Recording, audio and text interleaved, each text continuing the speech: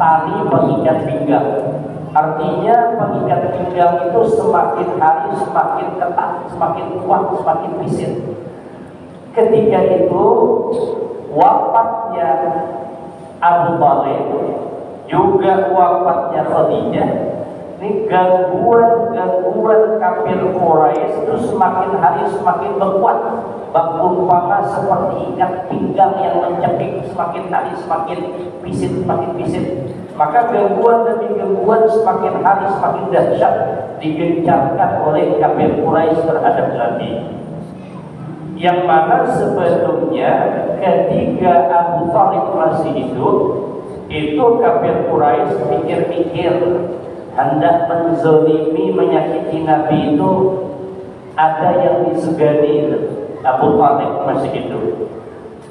Kemudian juga Nabi ketika berdakwah di luar banyak gangguan, cemoohan, caci makian, bahkan juga ancaman demi ancaman, kurang-kurang pecah kepala. Tapi ketika Nabi pulang ke rumah ada Sayyidah Khadijah. Dalam pangkuan Sayyidah Khadijah semua masalah yang dirasakan Nabi hilang sejenak. Namun ketika itu kedua-duanya wafat. Ini dua orang ini umpama perisai bagi Nabi. Perisai di luar maupun di dalam. Pada tahun yang sama keduanya meninggal dunia. Wa kana sallallahu alaihi wasallam yusammi dzalika al-'ama 'amal huzni. Nabi pun menyebut tahun itu dengan tahun duka cita. Artinya punya duka cita.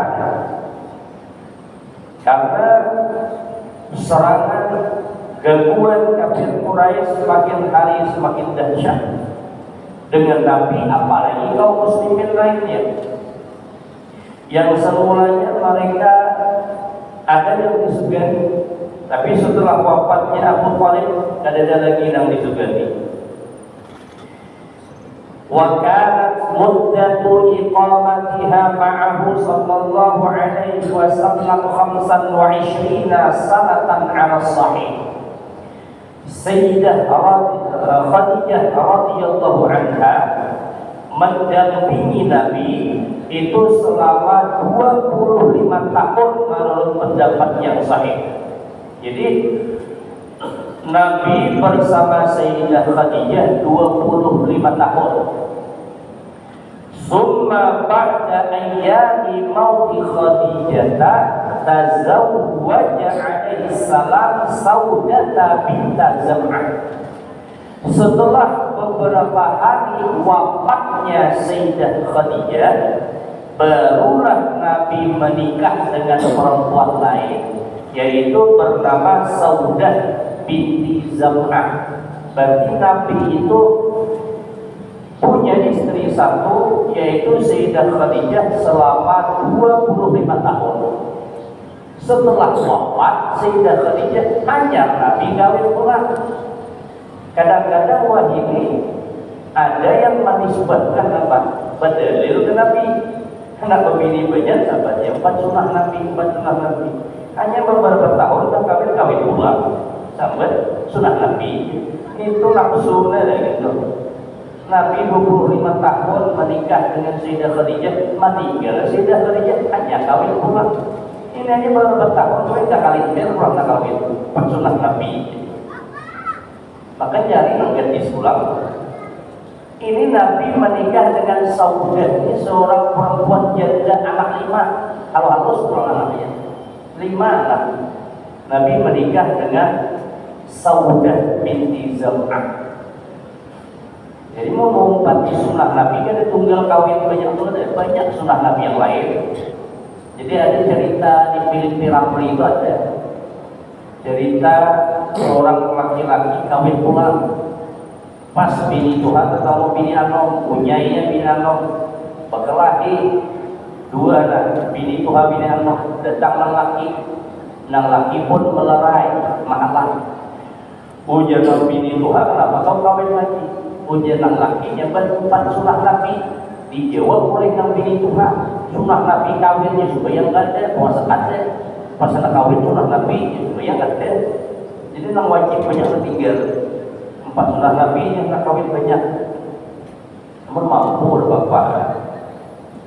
Nah, jadi Saudah binti Zam'ah itu Nabi baru menikah lagi setelah wafatnya Sayyidah Khadijah. Jadi Sayyidah Khadijah membersamai Nabi selama 25 tahun. Wa awqa'at Quraisyun bihi sallallahu alaihi wasallam kulla adhiyah. Ketika itu kafir Quraisy pun menimpakan kepada Nabi segala hal yang menyakitkan, punya berbagai macam gangguan, dan gangguan ada ijaan, betul-betul diganggu. Kalau ibadah tetamu itu bujur-bujur menyipak, bujur-bujur menumpuk, bujur-bujur mempunyai ya Nabi. Yang ketiga, Abu Thalib masih hidup, segan mereka menyentuh Nabi karena ada Abu Thalib. Tapi ketika Abu Thalib ada, itu tidak segan-segan lagi Nabi itu karena punyai. Kalau baca karena punyai itu apa? Memang disakiti itu. Memang kalau bahasa kitanya dipukuli, memang dipukuli. Nabi dan sebagian sampai ditaburi kotoran unta, belum lagi Nabi ditunjuk, ditarik-tarik, macam-macam. Nah, jadi semenjak meninggalnya Abu Thalib itu kafir Quraisy semakin gencar dengan segala hal menyakitkan Nabi. Wa ba'da mauti Khadijah mauti Khadijah bi salasati ashhur amma ayrasadal Taif. Setelah wafatnya Sayyidah Khadijah, kurang lebih 3 bulan wafatnya Sayyidah Khadijah, Nabi pun bermaksud pergi ke kota Taif. Dari Mekah pulang ke kota Taif. Wa kana ma'ahu sallallahu alaihi wasallam Zaid bin Harisah. Dan ketika itu yang ikut bersama Nabi pulang ke Taif ada Zaid bin Harisah. Zaid bin Harisah ini bekas budak Nabi yang dimerdekakan. Fa aqama bihi syahran wa qila 'ashrata ayyam. Sampai di Taif, Nabi pun menetap berdiam di Taif selama sebulan. Ada yang mengatakan selama 10 hari. Jadi dari Mekah ke Taif bersama Zaid bin Harisah sampai di Taif 1 bulan. Ada yang menyebutkan cuma 10 hari Nabi menetap di Taif. Maka Nabi ke Taif yad'u ila Allah Ta'ala saqifan. Nabi berdakwah mengajak terutama Bani Saqif yang ada di Taif untuk beriman kepada Allah. Jadi Taif itu kan kota-kota Taif. Jadi di Taif itu ada namanya Bani Saqif. Huwa Abu Qabilatin min Hawazina ay asyrafu Saqifin. Nabi ke Taif, Nabi hendak menemui para pemuka-pemuka dari Bani Saqif. Bani Saqif itu adalah kabilah Hawazin. Jadi Hawazin itu nama suku, nama kabilah. Kemudian turunannya banyak. Di antaranya ada namanya Bani Saqif. Nah, Bani Saqif ini orang-orang para pemuka dari kabilah Hawazin. Jadi dari kabilah Hawazin itu para pemuka-pemukanya adalah keturunan dari Bani Saqif. Dan dari Bani Saqif itu ada juga pemimpinnya. Nah, Nabi menemui pemimpin Bani Saqif dari kabilah Hawazin. Sama kayak Quraisy. Quraisy itu kan suku Quraisy. Suku Quraisy itu ke bawahnya ada 12 bani. ada Bani Muthalib, ada Bani Kinanah, ada Bani Mudhar, ada Bani Hashim gitu. Sama lah kalau mungkin bahasa kita Banjar. Itu istilahnya apa? Suku Banjar, tapi ke bawahnya Kamuntai, Kandangan, Kaluan, Hulu Sungai yang dari itu. Jadi Hawazin itu nama kabilah Hawazin. Jadi turunannya banyak. Di antaranya adalah Bani Saqif. Nah, Bani Saqif ini para pemuka dari kabilah-kabilah yang ada dari Bani yang ada di kabilah Hawazin. Jadi Nabi pergi ke Taif menjumpai Bani Saqif. Ya, Bani Saqif itu kabilah suku Hawazin. Nabi menjumpai, terutama yang ditemui Nabi adalah para pemuka, pemimpin Bani Saqif. Falam yuhsinu bil ijabati qirah. Namun tidak sesuai dengan harapan ketika Nabi sampai di Taif dan menemui pemuka Saqif, maka mereka tidak menyambut dengan baik kedatangan Nabi. Artinya ketika Nabi datang itu tidak disambut dengan hangat, dengan lapang dada. Mereka tidak menyambut baik kedatangan Nabi. Artinya lamman taha sallallahu alaihi wasallam ila Taif, amida ila sadati Saqifin. Wa kanu salasatan ahaduhum abdu yalil wasmuhu Kinanah wa Mas'udun wa Habibun auladu Amr bin Umair as-Saqafi.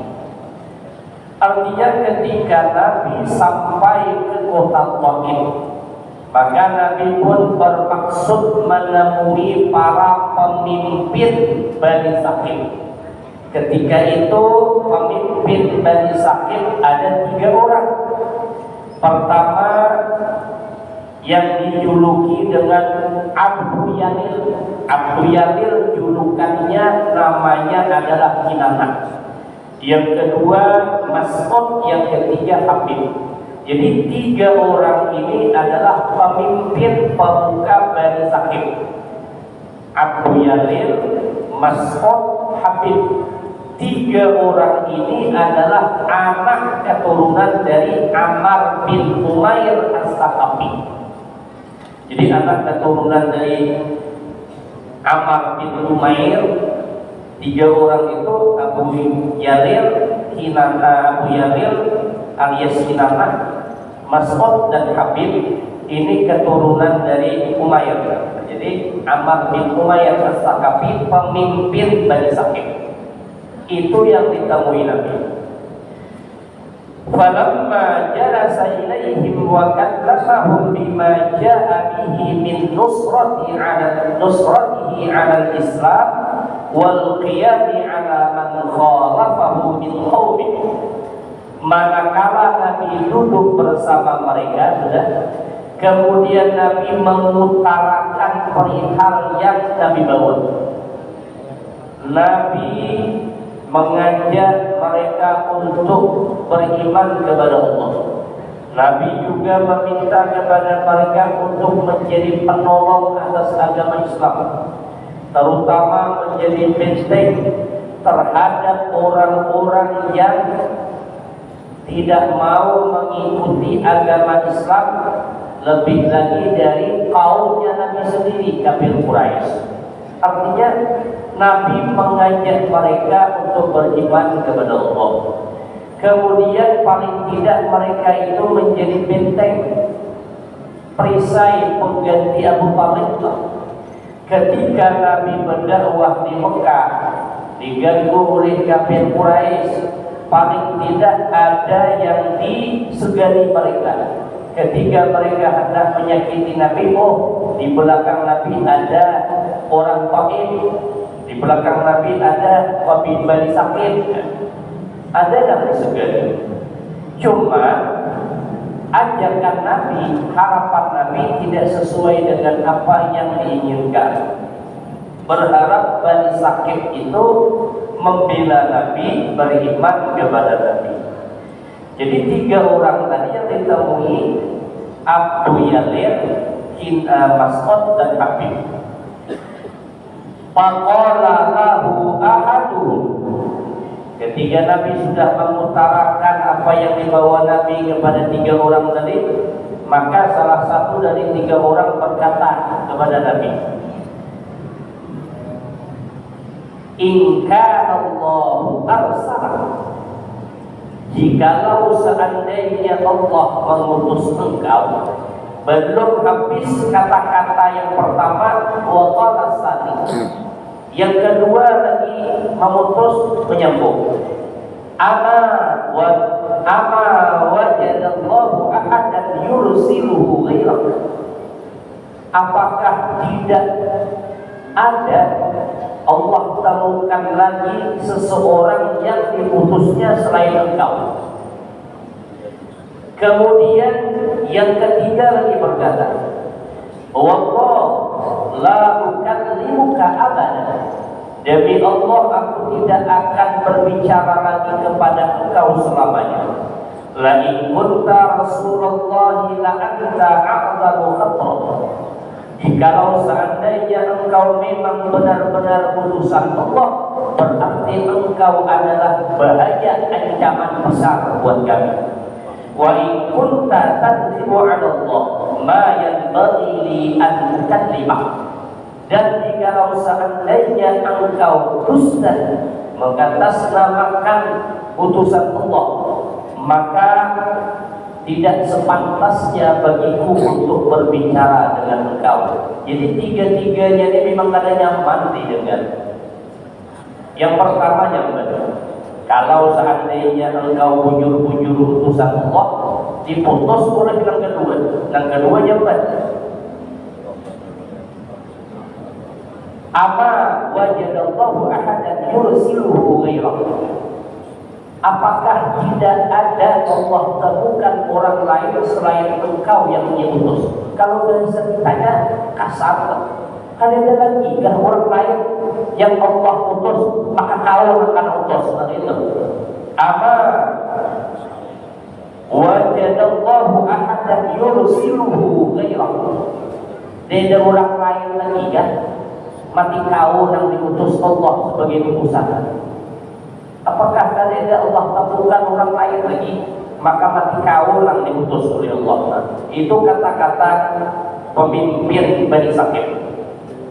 Yang ketiga parah lagi, ujian yang ketiga, ada layak aku ini berpandir lewat kau, ada pantas aku berpandir lewat kau, bahkan selama-lamanya aku dihindak berpandir lewat kau.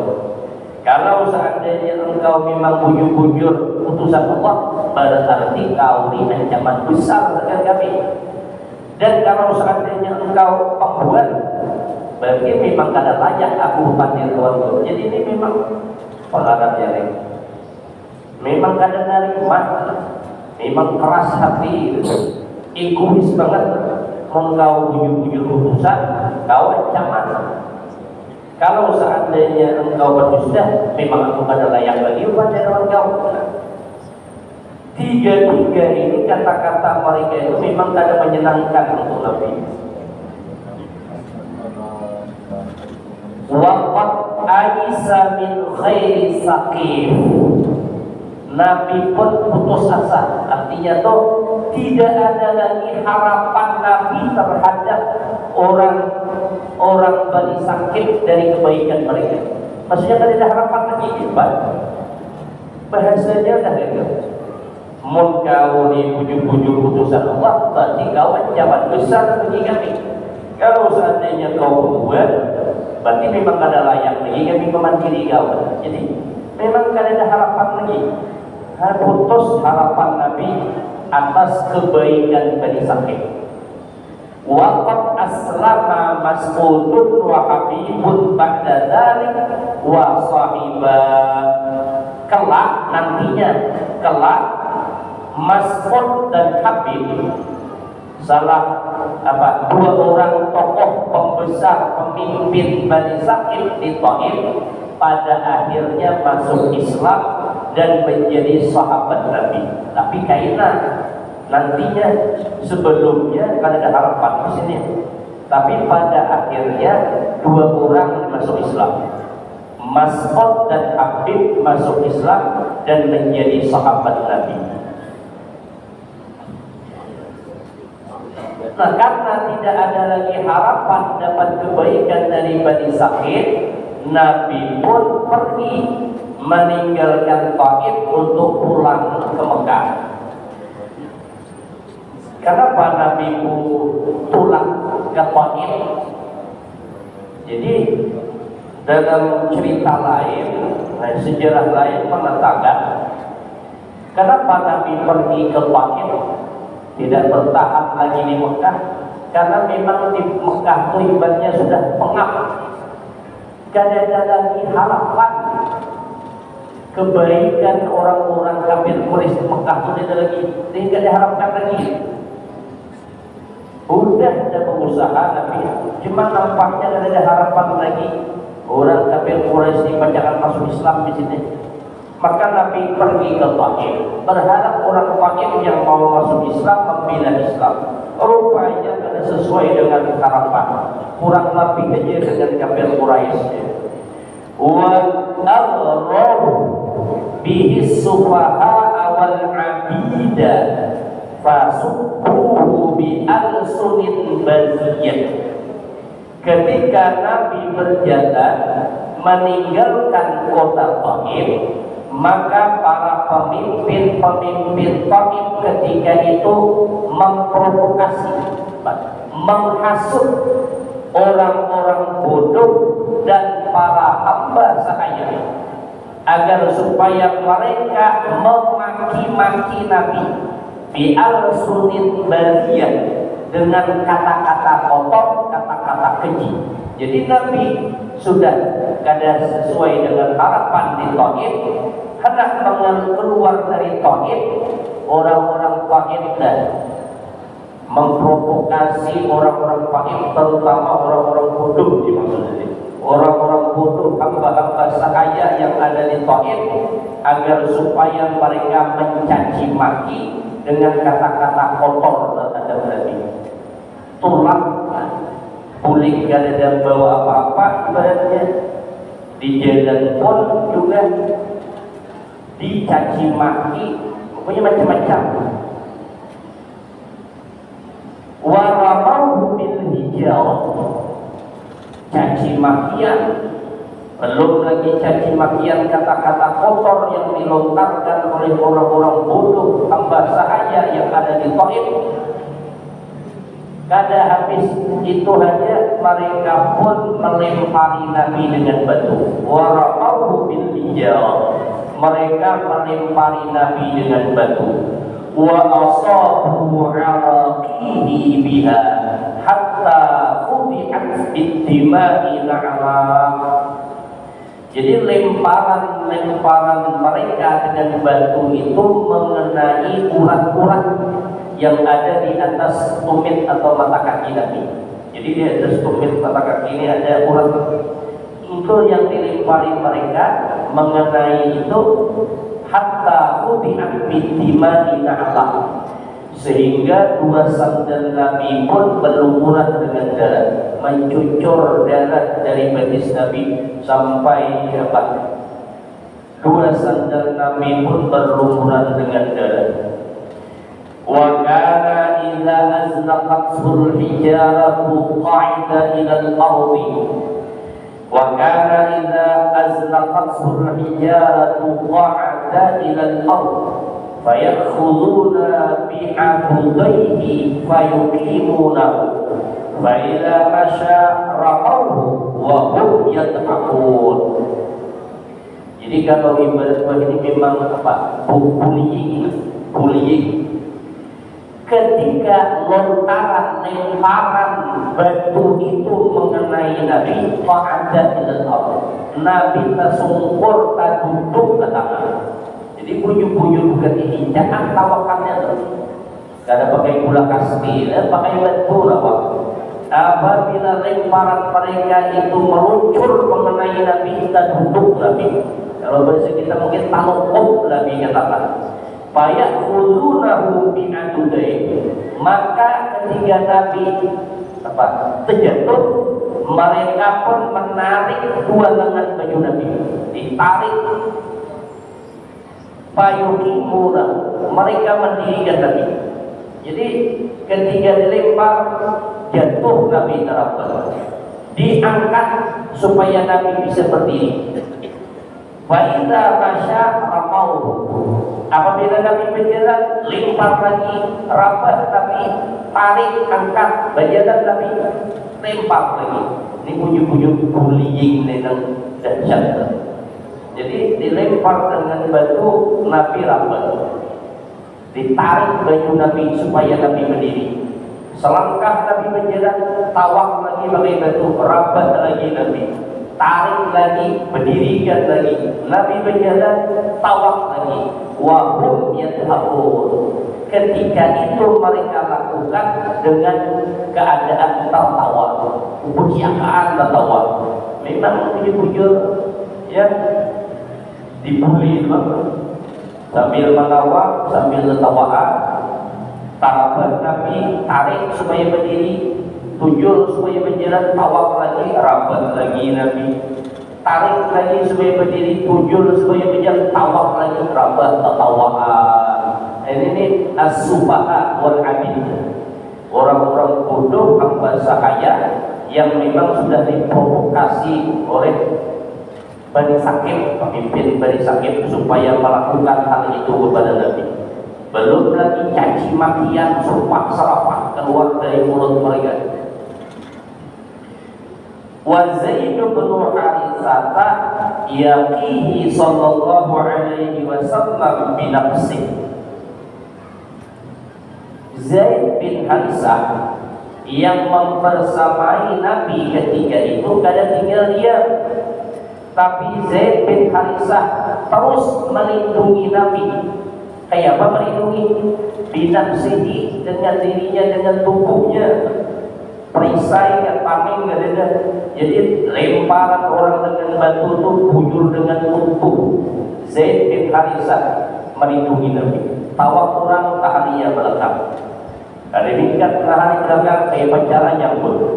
Pokoknya habis-habisan Zaid bin Haritsah melindungi Nabi terhadap lemparan-lemparan orang Taif dengan batu.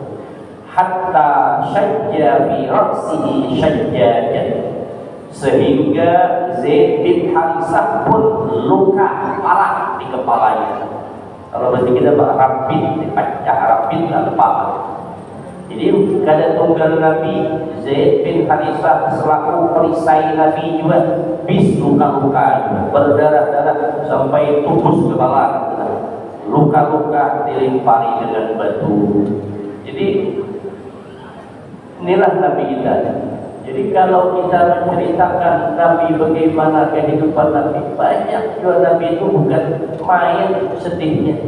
Jadi kalau kita dapat bala musibah, itu para Nabi itu lebih dahsyat lagi musibahnya. Cobaannya itu lebih dahsyat lagi. Kalau ibadah itu nyawa itu sudah dihukum. Kalau kita membela agama, paling tidak membela kita banyak gangguan. Nabi itu kadang-kadang disabat lagi. Cobaan demi cobaan sering berganti bertubi-tubi Nabi. Dan bukan hanya Nabi saja juga, bahkan sahabat-sahabat Nabi yang ketiga itu terus membela Nabi. Bahkan nyawa jadi taruhan, juga babak belur. Ini awal-awal Islam. Karena memang ketika itu orang-orang kuat itu belum masuk Islam. Dan ini terjadi sebelum hijrah, yang pada akhirnya sampai hijrah Mekah ke Madinah pindah. Kenapa? Di Mekah mereka lagi hidup di sini. Dan orang semuanya menyakiti Nabi, bahkan hendak membunuh Nabi. Jadi ini perjalanan hidup Nabi. Jadi Nabi ketika di Mekah tidak ada lagi harapan kebaikan kurang, Nabi berusaha pulang ke Taif pulang. Artinya Nabi itu berusaha, kadang langsung pasrah tawakal saja. Kita aja punya langsung aja tawakal dari itu, usaha dulu.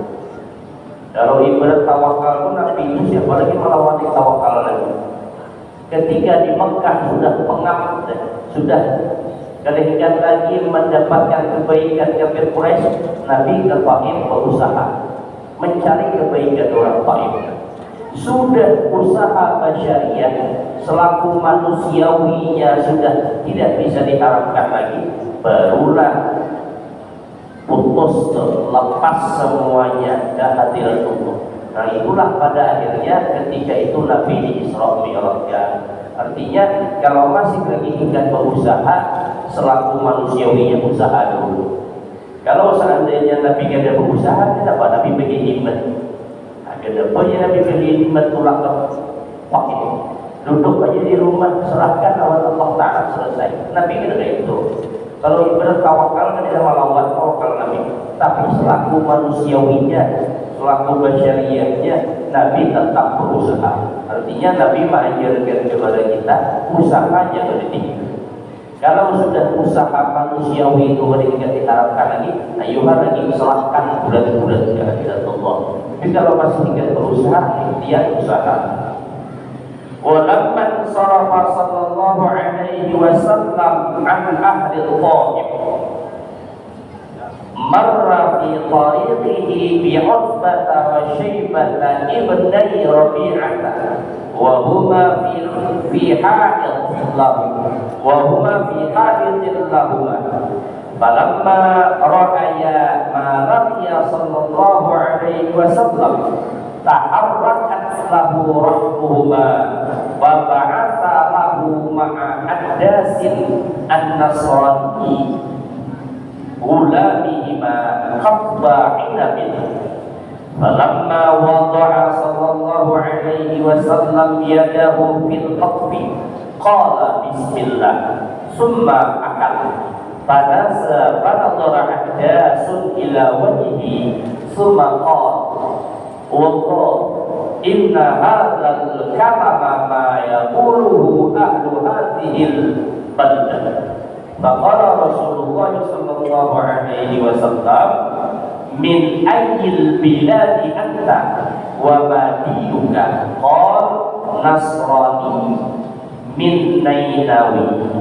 Faqala sallallahu alaihi wasallam min qaryatir rajuli salih Yunus bin Matta.